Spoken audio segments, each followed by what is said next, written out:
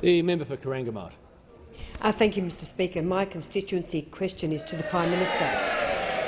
On behalf of Corangamite constituents, I remind the Prime Minister of his recent visit to my electorate to meet with our wonderful CFA volunteers. Can the Prime Minister update the House on how our government will protect volunteer emergency services organisations, including the CFA in Victoria?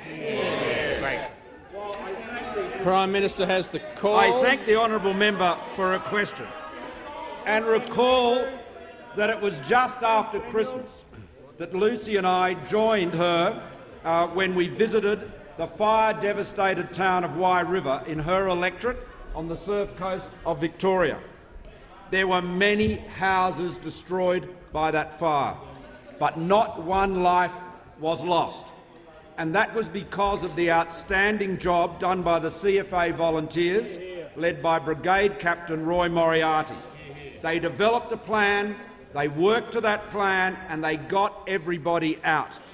They are part of the heart and soul of that community. They are heroes, and we stand shoulder to shoulder with them.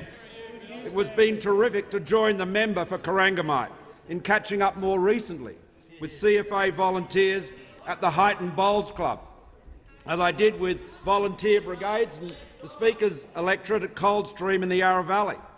We are inspired by the commitment, the courage, the professionalism of the volunteers of the Country Fire Authority, all 60,000 of them, right across Victoria. Again and again, they put their lives on the line to keep Victorians safe. They put themselves between Victorians and their property and fires, so horrific fires of 1,000 degrees Celsius. And we stand with them. And as we promised during the election campaign, we would stand up for the CFA volunteers in the face of an assault on their independence by the Andrews Labor government in Victoria. We are not going to stand back and allow a union takeover to undermine their autonomy. All of these men and women are volunteers. They're not paid to do it. They're doing it because of their big hearts and their love of the community.